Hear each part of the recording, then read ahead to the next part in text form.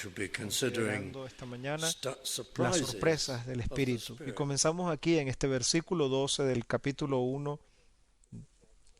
y avanzaremos en este capítulo. El apóstol Pablo debe calmar a los filipenses. Ellos están entre sus más fieles contribuidores.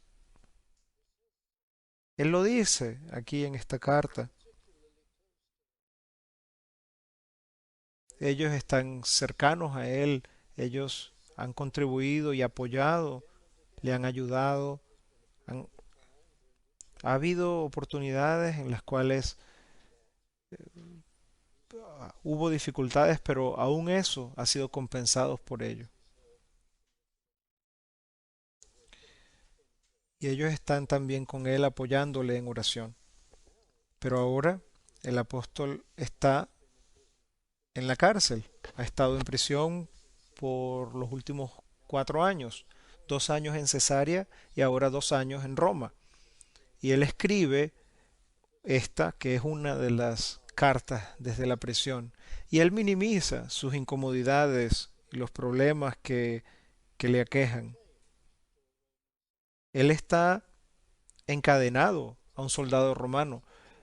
Lo más probable, él está escribiendo esta carta desde una casa, pero él no puede salir.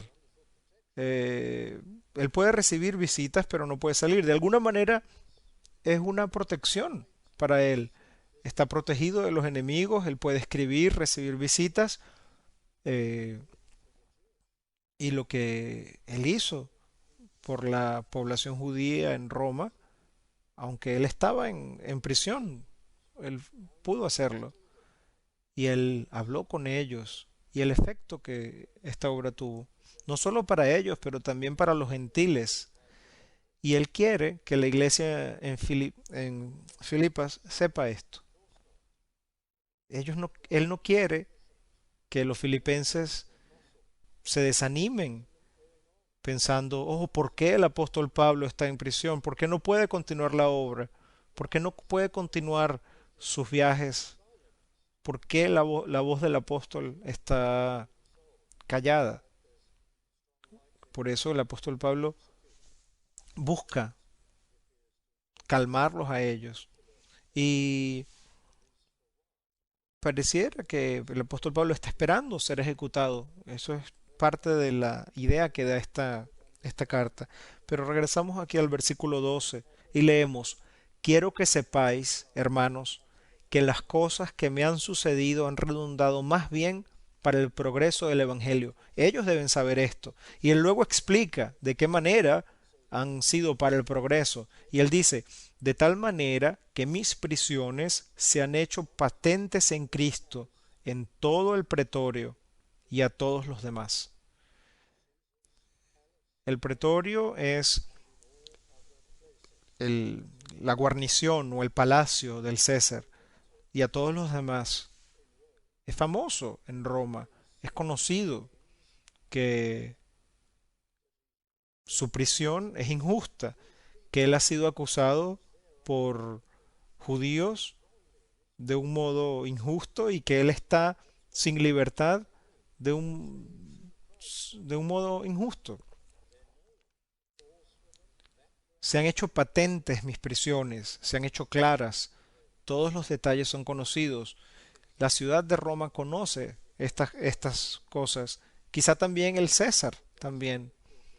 Y si la situación personal de Pablo es conocida, cuánto más el Evangelio habrá sido conocido en Roma, porque podemos claramente esperar que el apóstol Pablo habló muy poco de su situación, pero habló constantemente acerca del Evangelio.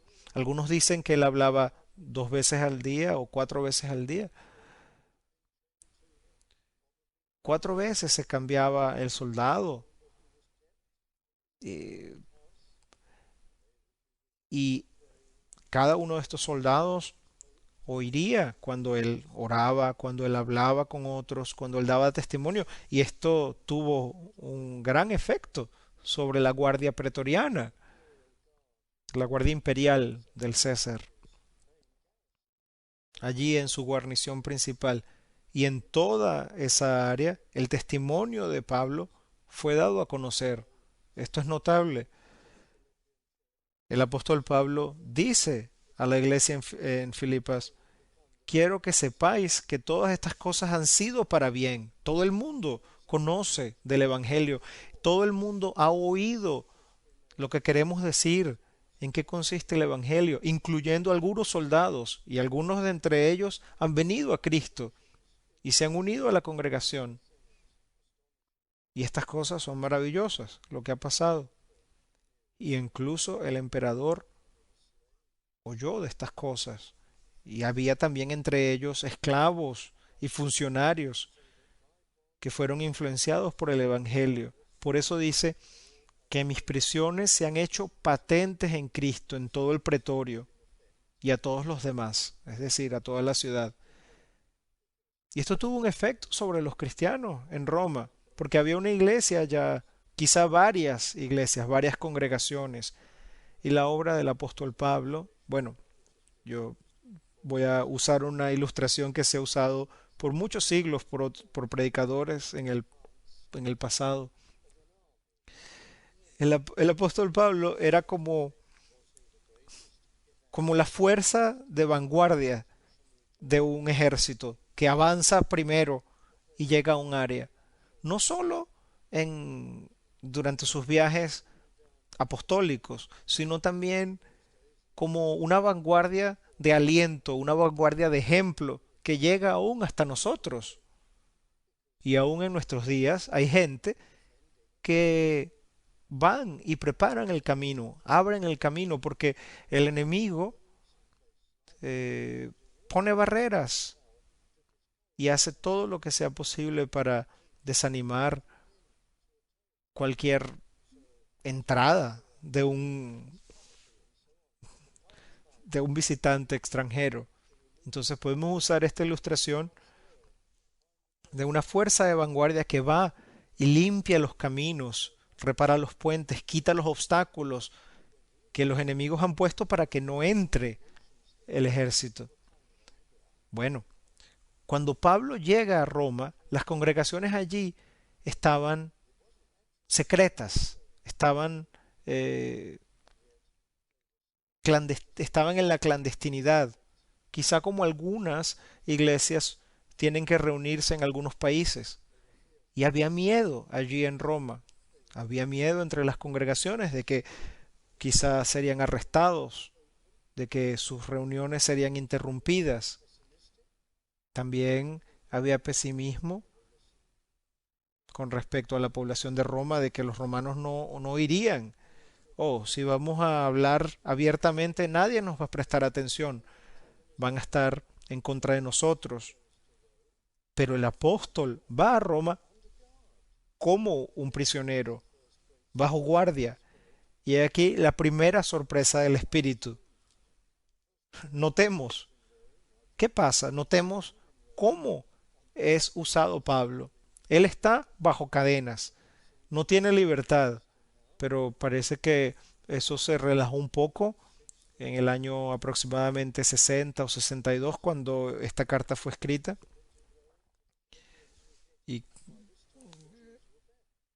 en aquel momento los judíos habían regresado a Roma y, y sabemos que muchos de entre ellos visitaron al apóstol Pablo y eso tuvo un gran efecto sobre ellos, pero también gentiles comenzaron a visitarle, los funcionarios, como hemos dicho, los miembros de la guardia pretoriana y toda clase de personas. Bueno, cada vez que Pablo recibía un visitante, sea Timoteo o el que fuese, los guardias oían las conversaciones, oían todo. Esto pasaba en todo el palacio y esto se dio a conocer en toda la ciudad. Y si Pablo llegó a Roma como prisionero y fue usado de tal manera por Dios y su obra fue dada a conocer en toda la ciudad, ¿cuánto más nosotros deberíamos comenzar a trabajar? Dijeron los romanos los cristianos en Roma. Verdaderamente podemos hablar con la gente y, y quizás se avergonzaron de su clandestinidad y se dispusieron y se motivaron a salir abiertamente con denuedo. Y leemos en el versículo 14, y la mayoría de los hermanos, cobrando ánimo en el Señor con mis prisiones, se atreven mucho más a hablar la palabra sin temor. Entonces allí es cuando muchas congregaciones dejan de estar en la clandestinidad y salen al aire libre y se dicen, bueno, ¿qué importa? ¿Qué importa si somos arrestados y nos echan en prisión? Podemos tener un efecto. El apóstol Pablo lo ha mostrado.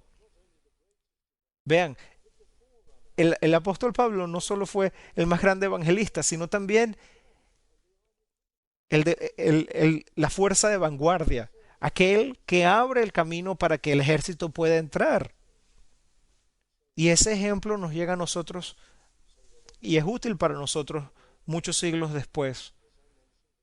Entonces, leemos aquí en el versículo 14 que los hermanos cobraron ánimo y se dispusieron a dar a conocer el Evangelio sin temor, considerando el ejemplo del apóstol Pablo.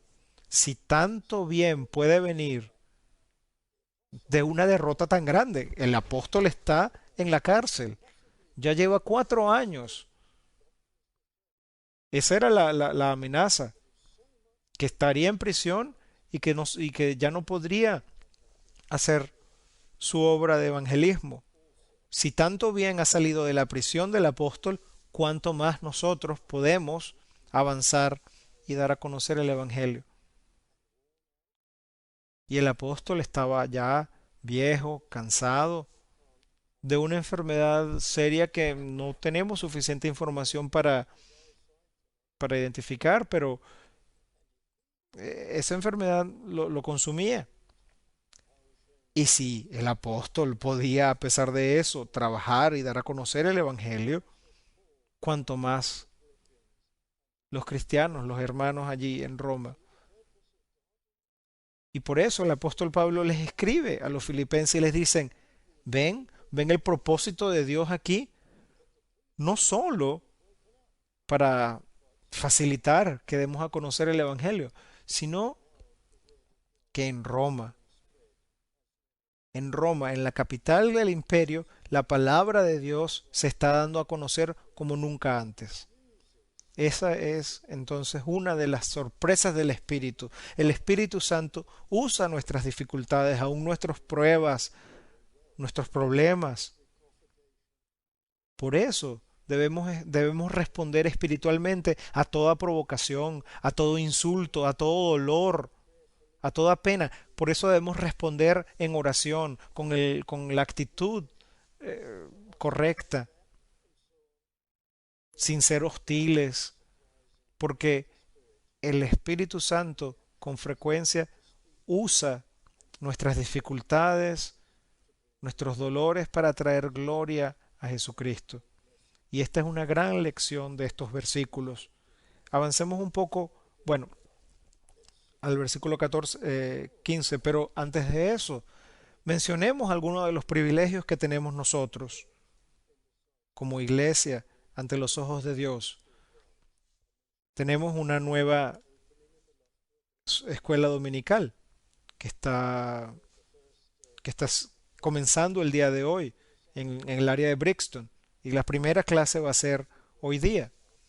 Y rogamos a Dios que bendiga a los que están ayudando allí y emplee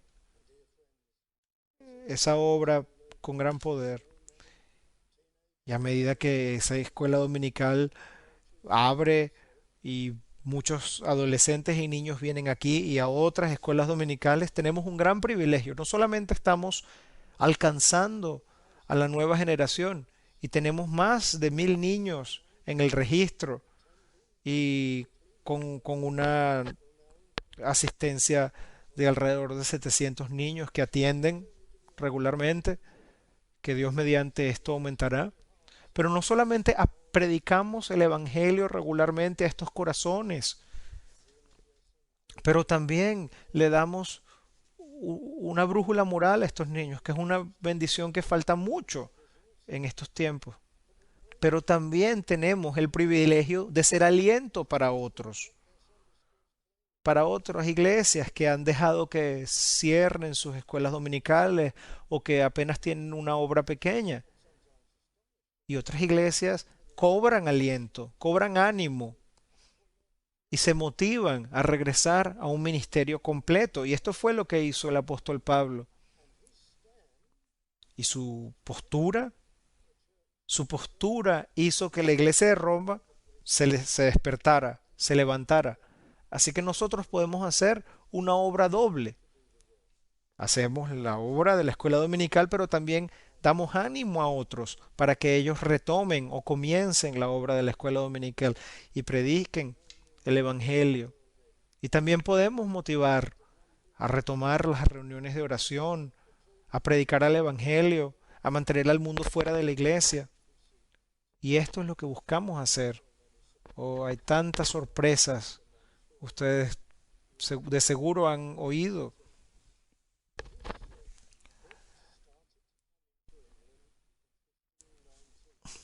Hace tanto tiempo como en el año 1519 comenzaron a entrar los libros de Calvino aquí a Inglaterra. Y por supuesto la Iglesia Católica prohibió estos libros y se podía recibir la pena de muerte por poseer estos libros, pero mucha gente, en particular los predicadores, tenían que tener los libros de Calvino, los necesitaban. O si estos libros son tan peligrosos, prohibidos por la Iglesia Católica, necesitamos verlos, necesitamos saber lo que él piensa. Y ahí la sorpresa del Espíritu.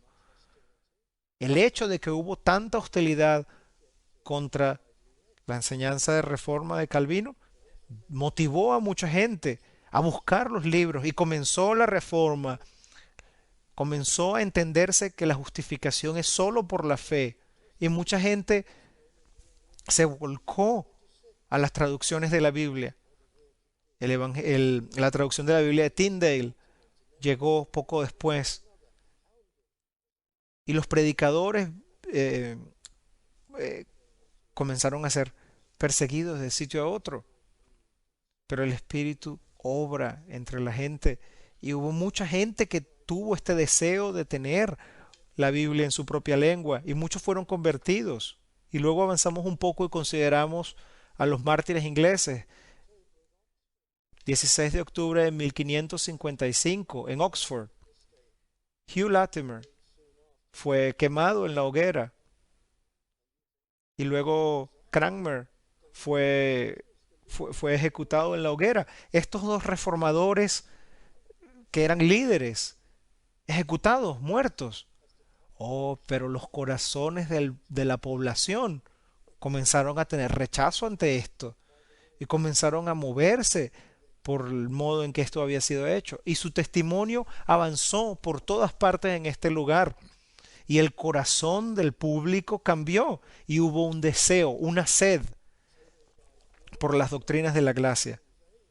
Y entonces Latimer y Cranmer murieron gloriosamente, sin vergüenza alguna, y hubo muchas personas que fueron convertidas. He ahí las sorpresas del Espíritu. Y así también consideramos lo que pasó con el apóstol Pablo en este pasaje, las sorpresas del Espíritu.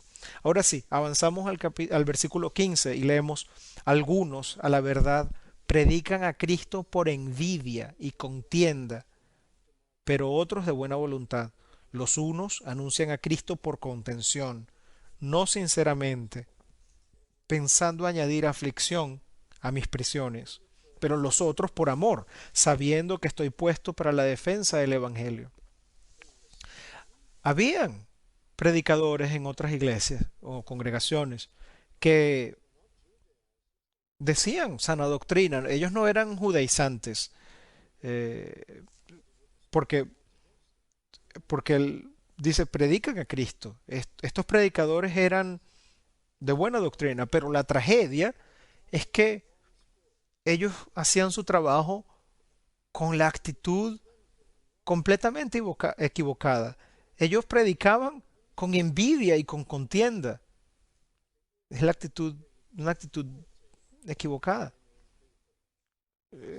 Por la manera como esto está escrito, leemos algunos, entendemos que son unos pocos y que la mayoría lo hacía de buen corazón. Ahora, sabemos que había muchas iglesias clandestinas allí en Roma y que luego comenzaron a predicar más abiertamente. Por cierto, esto no es para criticar a las iglesias que se reúnen clandestinamente, a las iglesias que se reúnen en secreto, en lo absoluto. Hay muchos lugares en el mundo donde hay persecución vigorosa y las iglesias y los creyentes deben reunirse en secreto, con discreción, porque hay mucha persecución.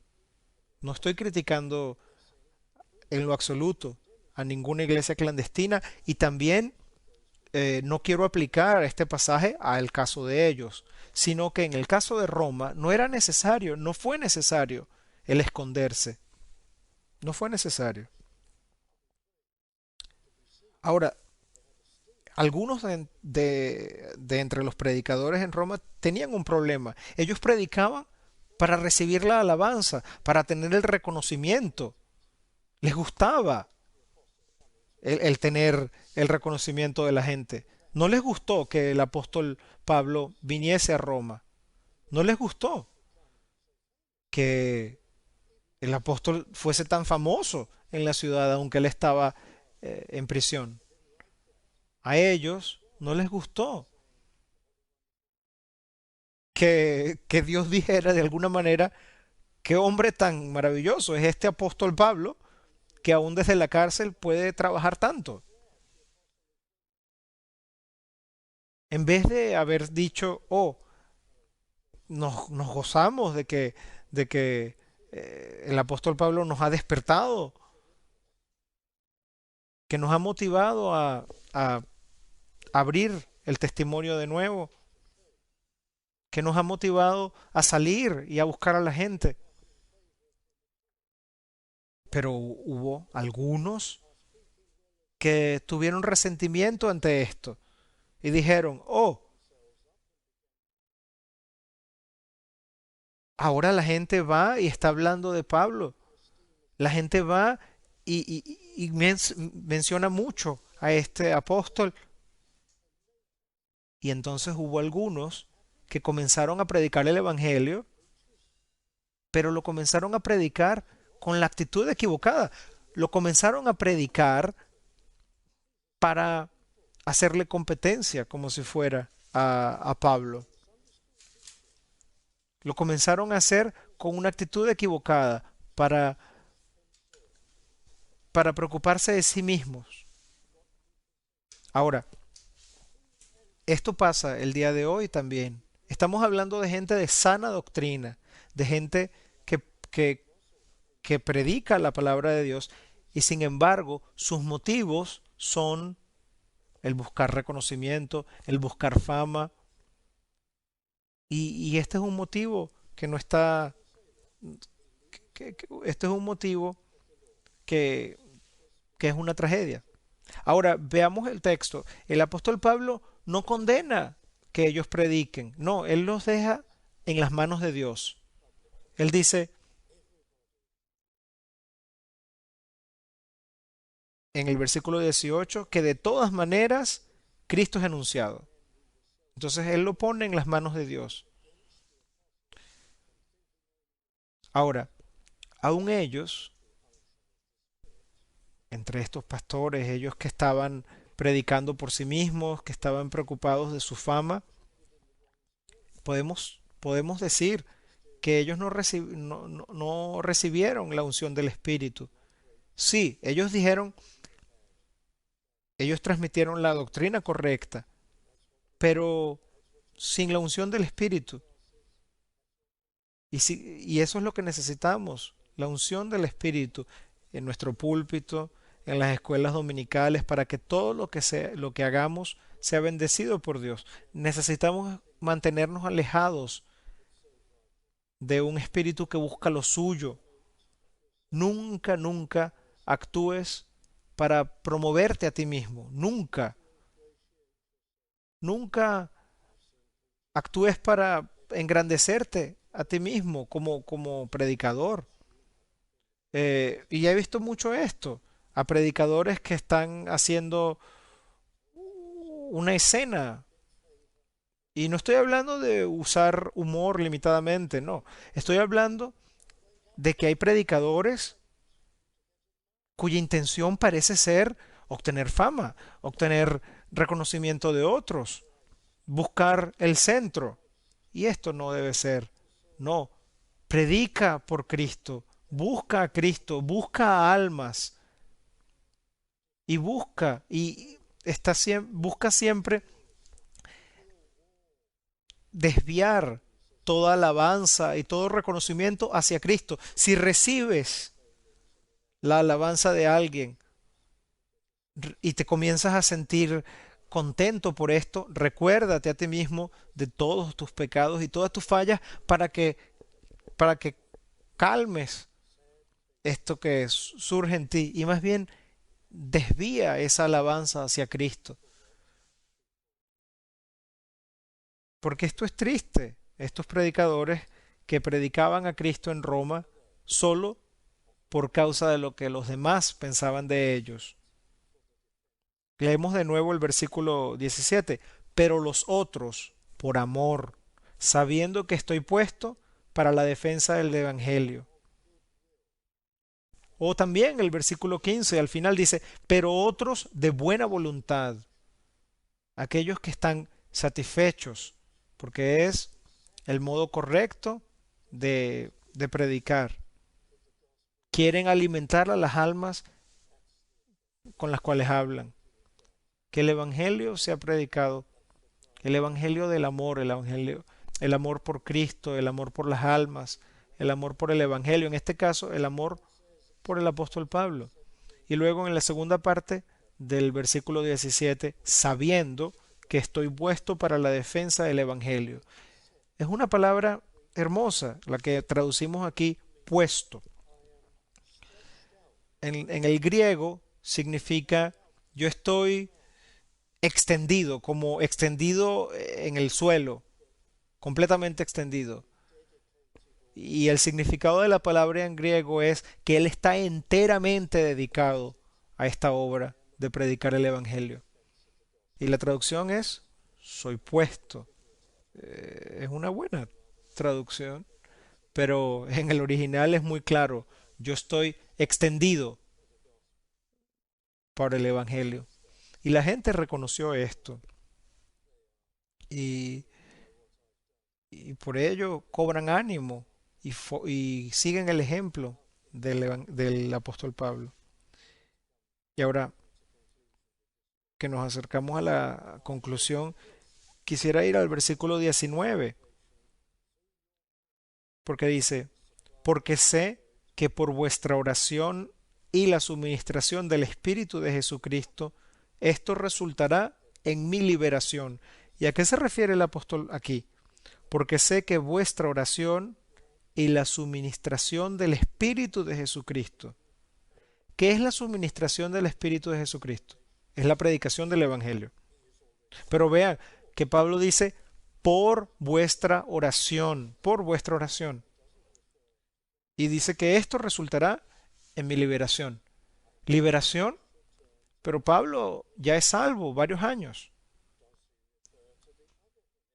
O se refiere quizá a otro evento. Liberación en términos de entrar al cielo. No, porque esto es algo que va a pasar a través de la oración de ellos. Y la entrada al cielo del apóstol Pablo ocurre porque Cristo vino por él. Cristo vino, sufrió y murió en el Calvario para llevar los pecados de Pablo. Cristo tomó los pecados de Pablo y esa es la causa de su salvación. ¿A qué se refiere entonces Pablo con la palabra liberación? Quizá a su liberación de la prisión. Es probable.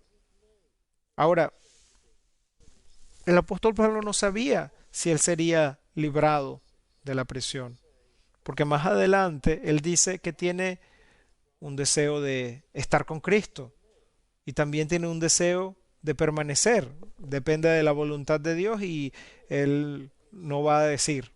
Eso lo vemos más adelante. Pero él dice aquí que él tiene confianza de que esto resultará en su liberación. Él no está hablando de su liberación de la cárcel. Él no está diciendo, estoy seguro que voy a ser librado por vuestras oraciones. No. Entonces, ¿a qué se refiere? ¿De qué está hablando en este versículo 19? Porque sé que por vuestra oración y la suministración del Espíritu de Jesucristo, esto resultará en mi liberación. Bueno, la solución está en el versículo 20. Conforme a mi anhelo y esperanza de que en nada seré avergonzado. Antes bien, con toda confianza, como siempre, ahora también será magnificado Cristo en mi cuerpo, o por vida o por muerte. Por su liberación, su rescate, el apóstol Pablo se está refiriendo a los eventos que van a tomar lugar, sea cuando él sea librado de la cárcel o cuando él sea ejecutado. Pase lo que pase, sea que él sea librado de la cárcel o ejecutado, esa será su liberación. Su liberación corporal cuando lo suelten de la cárcel o su ejecución, eso magnificará a Cristo. Y es en este sentido que Pablo ora. Aún si soy ejecutado, yo sé que eso será la corona de mi testimonio. Eso va a motivar y a obrar en mucha gente.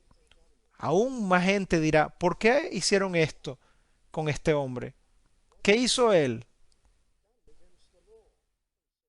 ¿Qué ley violó este hombre para ser ejecutado? Y la gente será afectada por esto y Cristo será magnificado por causa de esto. Ah, ¿de qué hablaba este hombre? De la resurrección de Cristo, de su muerte en el Calvario, de la necesidad de la conversión. Y esto se daría a conocer no solo en Roma, sino en toda la región. Por tanto, al ser ejecutado, Pablo magnificaría a Cristo. Pero también Pablo sabe que de ser liberado de la prisión, él también regresaría a predicar y Cristo también sería magnificado. Por eso Pablo tiene la certeza, sé que esto resultará en mi liberación por vuestra oración. Por vuestra oración. Saben, el apóstol Pablo esperaba que la gente orara por él. El apóstol Pablo le pedía a la gente que orara por él. Lo hizo constantemente en todas sus epístolas. Mientras estaba en Roma, en la prisión, el apóstol Pablo decía, la gente en Filipos está orando por mí. Él podía imaginarse a Lidia, la primera conversa de esa zona. La prosélita gentil que conoció en esa reunión de judíos creyentes y que allí en ese momento se formó una congregación en Filipas. Él sabía que la iglesia en Filipas estaría orando por él. Él sabía que los guardias en Roma que fueron convertidos estarían orando por él, que mucha gente estaría orando por él. Y esa era una preocupación importante para Pablo, que la gente conociese a Cristo y su encarnación y su muerte en el Calvario, su amor en el Calvario, lo que él hizo y el gran costo que tuvo y su resultado, la conversión a Jesucristo. Él dice, y yo sé que esto resultará en mi liberación, en vida o muerte. Y él dice, bueno, oren por mí, que si yo muero, yo sostenga hasta el fin la causa de Cristo, que yo no caiga en ninguna forma de autocompasión y caiga y me lamente. No, que yo me mantenga firme y hable con denuedo de Cristo, aún hasta el final. Y venimos de nuevo al tiempo de la Reforma y recordamos a Tyndale, a Cranmer, a todos estos grandes hombres que se mantuvieron firmes hasta el fin. Y el apóstol Pablo fue el prócer o la vanguardia que dio el ejemplo a los que habían de venir. Y dice, porque sé que esto resultará en mi liberación por vuestra oración. ¿Saben? Los predicadores de tiempos antiguos utilizaban estos temas con frecuencia y nos damos cuenta de eso entre los puritanos. Cuando alguien tomaba un pastorado, se le decía, tu llamado es levantar a los muertos, tu llamado es alimentar a las multitudes, tu llamado es oponerte a todas las cosas terribles que se dicen o se escriben por el enemigo de las almas o que son escritas por sus herramientas. Tu obra, tu llamado es a unirte a esta gran batalla por las almas de los hombres y las mujeres. Pero cómo cualquiera puede hacer esto? No hay nadie entre nosotros que pueda levantar a los muertos. Y no hay nadie entre nosotros que pueda hacer lo que es más difícil, y no es algo necio lo que estoy diciendo, levantar a los que están espiritualmente muertos. Si mi llamado es llamar o levantar a los que están espiritualmente muertos, y yo soy un predicador o un maestro de escuela dominical, ¿cómo lo puedo hacer? El apóstol Pablo está orando por predicadores y el mensaje para nosotros es que oremos por los predicadores, por los maestros de escuela dominical, por, por tu testimonio en tu trabajo y por el testimonio de los hermanos en sus trabajos y lugares de estudio. No podemos nosotros levantar a los muertos. Yo no puedo alimentar espiritualmente a nadie. Es el Espíritu Santo quien lo hace y por eso debemos orar. El predicador no puede hacer estas cosas. No podemos atacar al diablo y, y luchar contra él. No, buscamos desde lo alto la bendición de Dios, del Espíritu Santo, para estos esfuerzos que hacemos. Y leemos de nuevo, en el versículo 19, el apóstol dice, porque sé. El apóstol Pablo sabía que iba a haber oración por el Evangelio. Él dice, porque sé que por vuestra oración, sea en vida o sea en muerte, como lo dice en el versículo 20, esto resultará en mi liberación y la suministración del Espíritu de Jesucristo. Y esto es lo que necesitamos. En el versículo 20 leemos, conforme a mi anhelo y esperanza de que en nada seré avergonzado. Antes bien, con toda confianza, como siempre, ahora también será magnificado Cristo en mi cuerpo, o por vida o por muerte. Las sorpresas del Espíritu. Oramos los unos por los otros. ¿Cómo respondes a las circunstancias, a los cambios durante tu trabajo mañana? Buscas las sorpresas del Espíritu. Quizá alguien diga, y confiamos que así sea, ese hombre, esa mujer es sano, es completo, tiene una conexión con Dios, conoce su bendición. Y ese es el principio de una conversión. Y lamento decir esto, amigos, pero magnifica a Cristo en tu cuerpo, aún mientras estás vivo. Jóvenes, sea lo que sea que diga el mundo, en tu conducta personal, debe ser limpio. y puro, ninguna forma de sexo antes del matrimonio, no ninguna forma de conducta, ninguna forma de conducta necia, ningún tocamiento sexual antes del matrimonio, ninguna forma de conducta lujuriosa,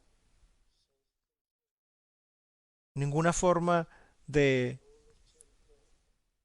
dar placer a la carne, más bien autocontrol, más bien templanza, todo por Él, en vez de darle discrédito, desacreditarlo. O que nuestra conducta, nuestras palabras, nuestro trabajo, todo lo que hagamos sea para traer atención a Cristo y al amor que Él mostró en el Calvario y todo lo que Él hizo por nosotros y todo lo que Él significa para nosotros.